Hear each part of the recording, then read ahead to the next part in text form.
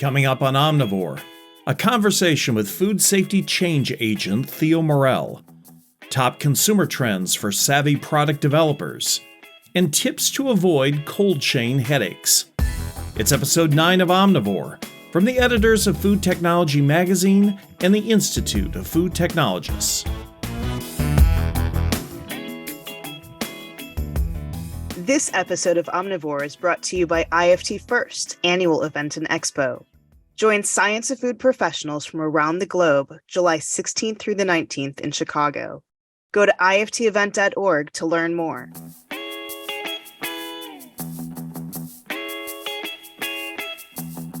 Welcome to Omnivore from IFT and Food Technology, where we explore the intersection of business, science, and technology in the global food system. I'm your host, Bill McDowell.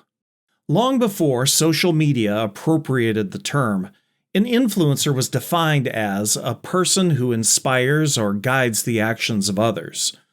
Growing up on St. Lucia in the Caribbean islands, food executive Theo Morille never considered that her career path might lead to food science, much less to a series of leadership positions affording personal opportunities to drive change. But over 3 decades, her career has taken her from lab tech to C-suite influencer at food industry giants like Kraft, Mondelez, and most recently Kellogg, where Morille led multiple global functions, including food safety and quality compliance. Morille recently shared key lessons from her journey as a food safety professional, how the discipline has changed, and how she learned to be a change agent, in a conversation with Food Technology's Julie Larson-Brisher. Well, hi, Theo. I'm really glad we could catch up today and talk a little more about some of your industry insights and key learnings during your career as a food safety professional. Hi, Julie. Thanks for having me. I'm looking forward to the discussion today. That's great. Well, let's dive right in then. So this year marks the 30th anniversary of the Jack in the Box E. coli 0157H7 outbreak, which for many people in the industry really marked the beginning of food safety science as a discipline in its own right. And your 30-year plus career arc in food safety, from the lab to the C-suites of Kraft and Kellogg, really paralleled the emergence of that new food safety science discipline. So if you had to pick 1 or 2 key learnings from your career that you'd most like to share with emerging leaders, what would they be? Thanks for the question. As you can imagine, a 35-year career, I have a number of learnings. But if I had to pick 1 or 2, the first one would be communication, clear communication. And clear communication is important for leaders across the board. But it becomes even more important for food safety leaders because we have to convey technical information which we are comfortable with and we are used to non-technical audience across the board. The other advice would be get a mentor, and not a mentor that's very specific in your field. But what I have found to be important is to get a mentor outside your field of studies. So get somebody from legal, somebody from the business, somebody from sales. Take a trip with the salespeople to understand what they're doing. Go along with the R&D team and get that mentorship going. You can have more than one. So that gives you a better understanding of how the others thinking. Also gives you an opportunity to talk to those people to sell your message. It also creates for you a champion. So if you talk to the salesperson while you go on a sales trip and they get a better understanding on your day-to-day business, that creates a champion for you the next time you have a message going. So, did you have any specific experience during your career that brought you to that key learning about clear communication? Because I've talked to other C-suite executives, particularly women, who would go into the boardroom and make their big scientific presentation, and everyone would kind of sit around and look bored. Was that your experience? Unfortunately, yes. Mm. But so I'll give you a specific example where that big aha came in.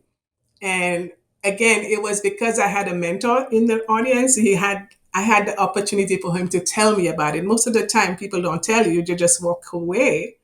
But it was presenting to a supply chain organization, and I was presenting data that says how they have to change the way they work. In actual, I was telling him he had to decrease his runtime, which you don't tell a supply chain person.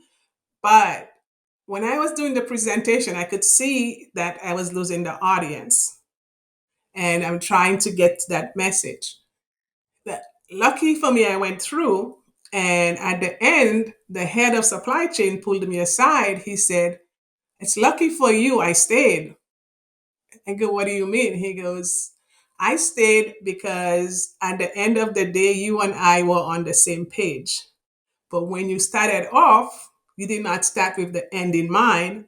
So I was not following you and I was thinking you're going to waste my time." So his advice to me was always start with the end in mind, which I have used from my career, and it's great advice. Yeah, that is great. Yeah. Well, I know that you're always excited to talk and share about food safety, and I'm wondering what excites you about the future of food safety. What kinds of progress do you think are on the horizon? So food safety to me is always exciting because it's every day is a new challenge, a new work. I think the all the discipline has made a lot of progress in going from a function seen as compliance to more an enabler and a partner. Now, having said that, we still have a way to go. It's still in its infancy. So that excites me that we are starting to be invited to the table, be part of the discussion, and going away from food safety is only important after a recall or after an incident. We are at the early stage of prevention and we are being included in that. So that excites me. The other area is the technology and how fast it's developing. I don't know about you, but remember the days when we used to test and have to wait 5 days for a salmonella test, and if it was positive, another 5 days, which added to the fact that we were not helping the business. So having those rapid tests and the excitement around that, the whole genome sequencing and how we can use that to help navigate and do investigation and help in further product development excites me.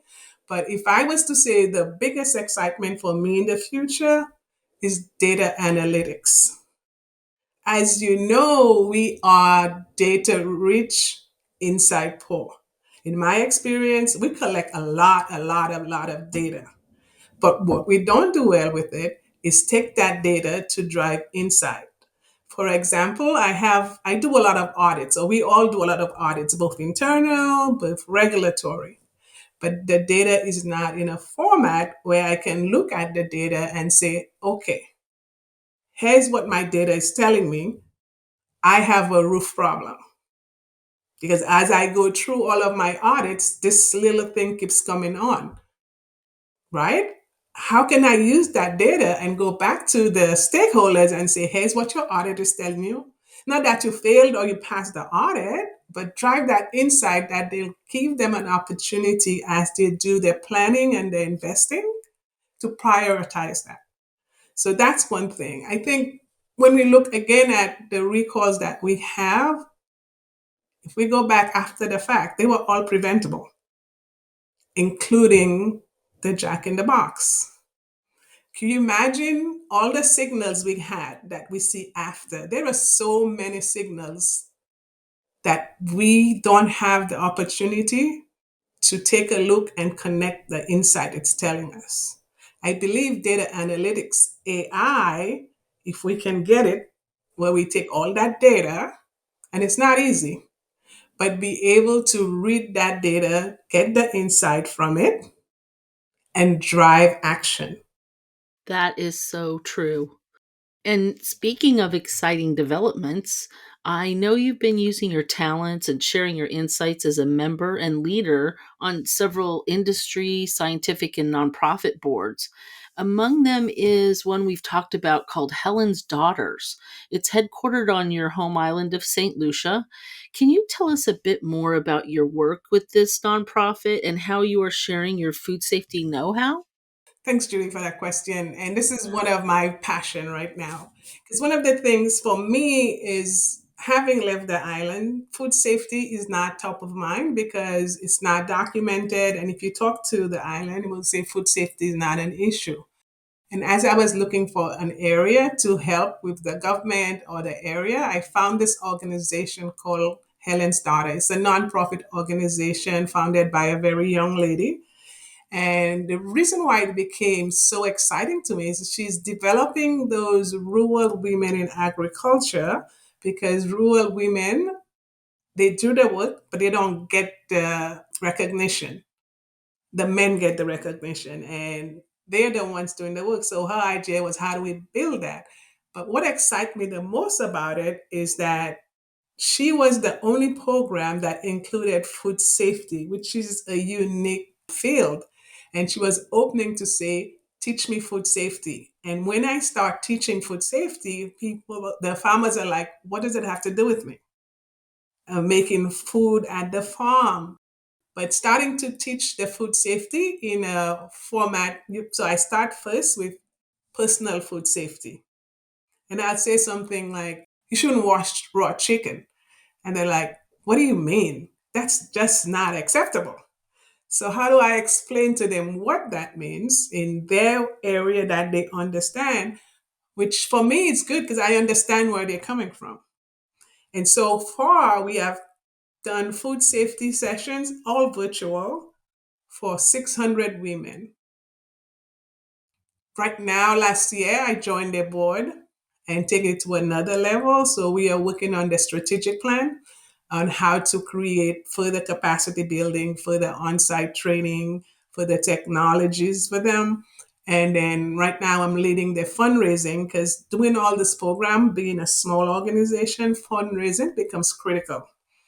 And how do we take them to the next level to be able to fundraise, to build those creative initiatives and to expand further? So it's a very exciting area to be.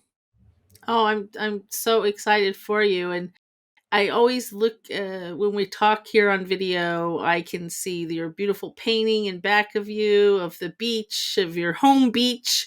And I just feel like that's a wonderful synergy that you've been able to be on that board and help grow them and evolve their Yeah. food safety prowess, let's say. Well, Yes. and I will just say it's always a pleasure, as always, to talk with you, Theo. And thanks for carving out some time to share with us today on Omnivore. I'm looking forward, as always, to our next chat. Thank you, Julie. It's been exciting. And thank you again for giving me the opportunity to talk to you about those initiatives.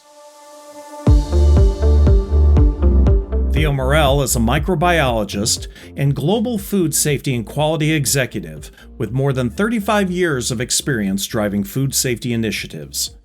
You can learn more about Theo's take on influencing change to improve food safety outcomes in the April issue of Food Technology. We'll be back with more Omnivore in a moment, but first, this word from our sponsor.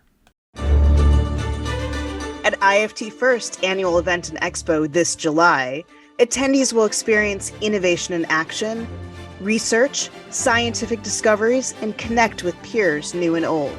The theme of this year's IFT First is innovation in a time of crisis. Can we future-proof the food system? Attendee registration is now open. Register today at iftevent.org. Welcome back to Omnivore. I'm Bill McDowell. Consumers' eating patterns are shifting. Inflation is battering household food and beverage budgets, and sometimes shoppers' behaviors are downright contradictory. Fortunately, food technology contributing editor Liz Sloan is paying close attention to key market drivers. She recently sat down for a conversation with executive editor Mary Ellen Kuhn about what matters most to consumers in 2023. Welcome back to the Omnivore podcast, Liz. I know you work hard to identify the year's top 10 trends, but today I'm going to ask you to prioritize and talk about the top 3 trends for 2023, the ones that are going to have the biggest impact on food product developers. So what's the first one you'd like to home in on today? Well, I think the biggest opportunity right now, especially in terms of short-term revenue, is closing the restaurant retail gap. It's a very unique time right now. 3/4 of all restaurant visits are eaten off premise. And so we're seeing a lot of changes, some good, some bad, but a big opportunity for CPG manufacturers. And I think there's 3 places to look. First of all, the prepared food, fresh prepared food area. It's consistently been one of the strongest growers across the supermarket in the past 2 years, despite the inflationary pressures. It's second only to fast food in terms of the largest takeout categories already. And third, refrigerated entrees that are more sophisticated are now the 6th largest product area in the specialty food market. So there's a lot of reasons to pay attention to it. So I think restaurant quality, paying more attention to healthier options, more side dishes, more veggie-based meals, and global offerings are going to be the tickets to success. So I think manufacturers might want to focus on Japanese, Greek, Thai, Korean, and Latin cuisines, because right now they're the most exciting cuisines right behind Italian and most consumed behind Italian, Chinese, and Mexican. Number 2, I think we want to take a look at restaurant delivery. I think we've all read that DoorDash is partnering with Aldi right now, and a lot of the delivery firms are partnering with supermarket chains. And that's a big opportunity for CPG retail. So I think if we offer the popular delivery foods at retail, whether they're going to heat and eat them and they're at home, or they're going to be delivered to home, it's a really untapped idea. And last but not least, we got to remember home entertaining is booming. It's driving the deli department along with prepared foods. There's more occasions at home. Even date nights have gone home. And there's more people at every event when it's a larger event. And second on your list of top trends for the year? Well, the second on my list is this new bifurcation in the health market. It's probably always been there, but it's really coming to light that we may have missed a big opportunity. First of all, about half of U.S. consumers are taking a proactive approach to their health daily. So they're doing something every single day. And that's a great market for functional foods, multi-claim products, condition-specific foods and beverages, etc. But just under a third are only focusing on health some of the time. And that's a market we may not be paying enough attention to. So let me give you some examples. So Chipotle Mexican Grill has just come out with lifestyle bowls that are focused on some of the popular diets. So it's very easy. Just go there and order a bowl, and it's going to help you adhere to your diet. Global sales of non-alcoholic beer, wine, and spirits are totaled $11 billion in 2022. That's huge. Dietary supplement use is back in the United States above pre-pandemic levels. And lastly, just remember all of these markets, whether proactive or more passive, are enormous. There's 173 million Americans in 2013 that are overweight. 120 million have high blood pressure. 115 million diabetes. And these are all markets that got reunited by COVID-19. So stay tuned. Well, that's fascinating, because bottom line, we need to be thinking about our health, whether we are thinking about it a lot or a little. It's important to focus on. Right. And easy does it. Well, how would you round out the top 3 trend list for the year? Okay, it wouldn't be a trend list if it didn't have something about convenience on it, right? So I think the idea of this new gourmet convenience, that is an enormous opportunity, I rank number 3. And what we mean by that are products or ingredients that sort of have a built-in attribute that's going to help make everyday food, either preparation or the food itself, easier, more gourmet, and I guess the word would be more interesting. So think flavored butters, ethnic cooking sauces, but that are labeled for what they're intended to. For example, dipping versus frying. Meal starters. I mean, Williams-Sonoma has a new line out with pulled pork meal starters. It's very, very interesting. Or take a step away. Just make it easier. Ling Ling teriyaki dumplings have actually the dipping sauce inside the dumpling, which is kind of interesting. Well, Liz, I was especially interested in your take on how consumers feel about the use of emerging technologies in food production, things like precision fermentation and cellular agriculture. Is it going to take a while for mainstream consumers to really get comfortable with high-tech food production? You know, Mary Ellen, that's a great question. And I think it depends not only on the specific technology, but how closely it can be related to something that consumers are more familiar with or perceive that it would be natural. So, for example, calling it hydroponic farming associates the hydroponics with the idea of farming. And that, for example, is really well received. But I think, quite frankly, how we communicate it to consumers and to be transparent as the process becomes more common is the key to success here. And so there is this element of worry. So if you look at some of these techniques, both precision and biomass fermentation are pretty much connected to consumers, by consumers to fermentation, and they perceive that as good. So I think there's a lot of bridges we can build there to get those technologies fairly well accepted. Well, that's a great analysis. Let's take a big picture look. And I want to ask you about what post-pandemic changes in consumer behaviors are going to have a lasting impact on how we eat? Which ones really have staying power? That's a wonderful question. I get my crystal ball out and we'll see what it says. I think I divided this up a little bit because I think in terms, there's a lot of morphing of eating patterns right now. And I think there's two things that are going to stick.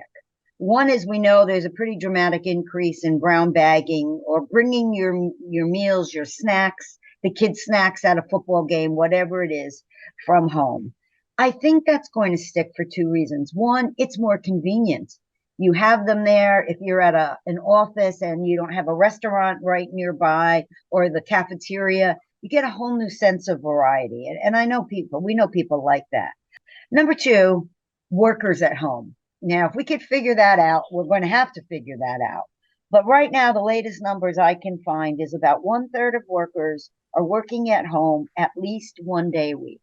And they're saying that's going to be pretty stable. It might only be 1 day a week, but they're pretty stable. But now we're coming along. We've got a 4-day work week on the burner. I can't believe that, but on the burner. What does that mean?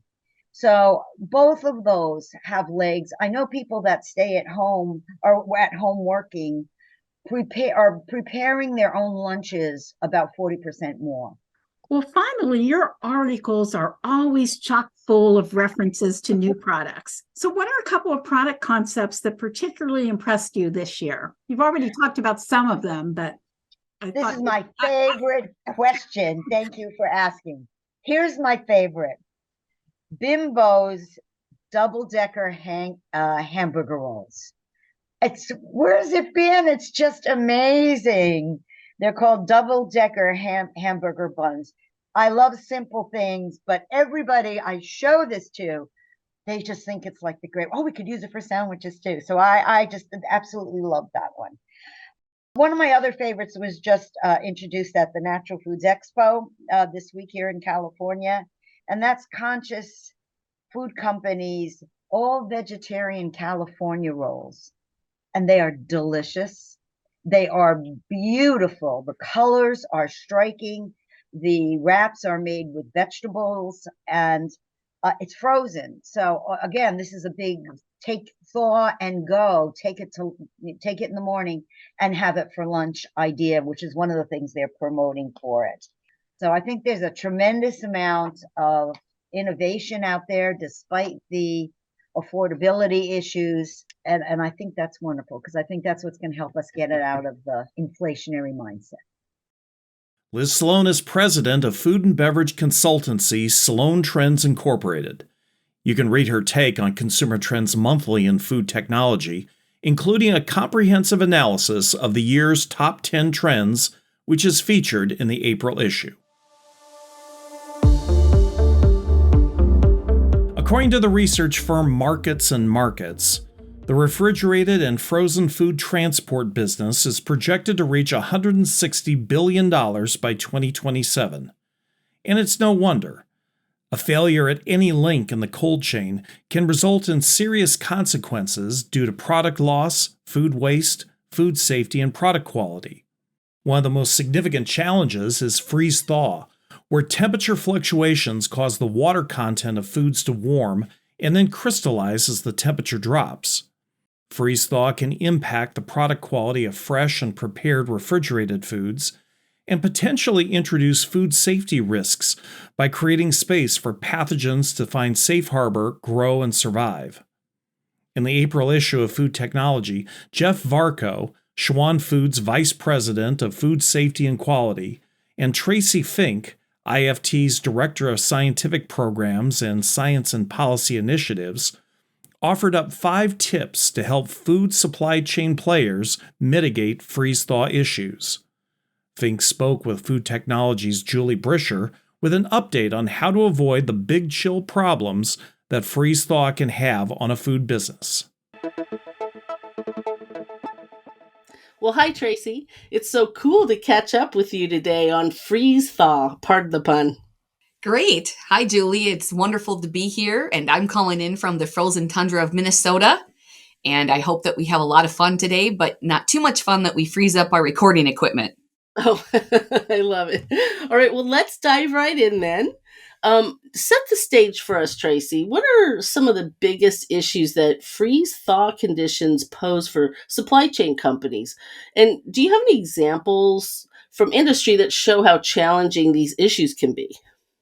Absolutely. That's a great question, Julie. And when we think about the frozen and refrigerated logistics companies move billions of dollars of products for consumers every day across the nodes of the supply chain. So if we take refrigerated trucks or reefers, which is another commonly known name for a refrigerated semi, and we take those out of the market due to unforeseen challenges such as financial challenges or limited staff or drivers available, or even merger and acquisitions, M&A type of events, then this adds to some of the biggest issues and threats posed to this side of the supply chain.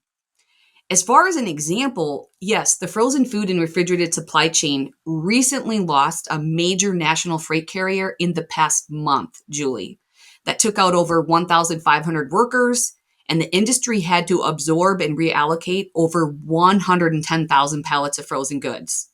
So what that means in layman's terms is that there may not be enough capacity in trucks or warehousing space to take all of that frozen and refrigerated product in because it requires frozen and refrigerated warehouses and trucks and reefers to store and move the product.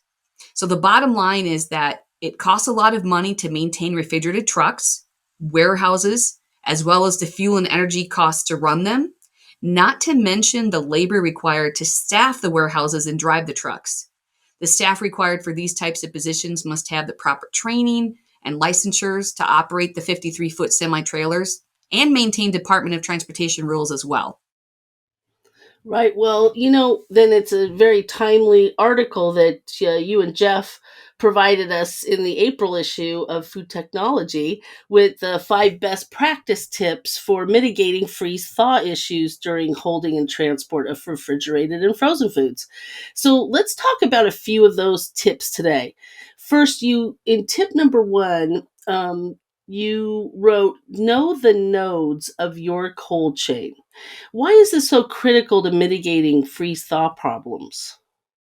Yes, it is important to know all of your nodes of your supply chain because even though the cold chain network is agile, it is only as strong as its weakest link.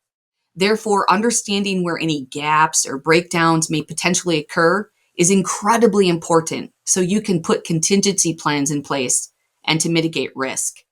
For example, you may be unaware that one of your partners of your cold chain may not have a refrigerated dock cold enough to handle frozen products. Or worse, maybe they have a dock that is only ambient temperature. This could potentially put your product at risk from both a quality and food safety standpoint. The major takeaway here is to get to know every single node of your cold chain network and know all of the temperatures associated at each node along the supply chain. Make temperature your business and put freeze-thaw standard operating procedures in place to mitigate this from happening in the first place, along with contractual agreements from each party as to what they will do in terms of maintaining temperature and product quality consistency. So, what are some of the specific problems that occur when products experience freeze thaw? So, let's talk about freeze thaw problems. This happens when there is a change in the maintenance of the temperature of the product.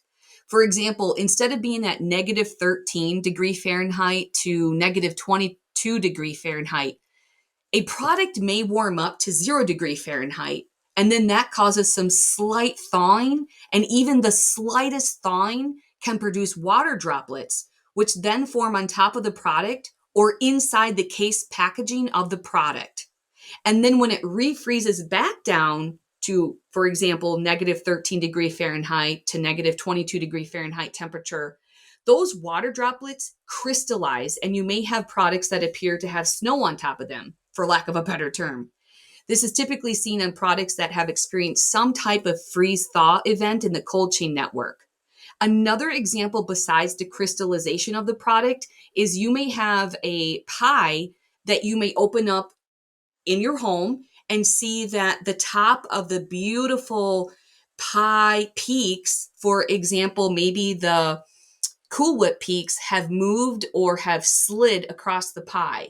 That could have been as a result of a freeze-thaw event as well, and maybe even a movement where the master case or pallet might have been tipped, and then that would have caused the sliding as well as the freeze-thaw event. So in order to mitigate those types of events, you definitely want to have great communication with your transportation partners and make sure that that temperature is being maintained at all times. And also the handling of those products are being carefully handled by the material handlers themselves, especially if we're talking things like pies and things that have aesthetic value when you open them up. Right.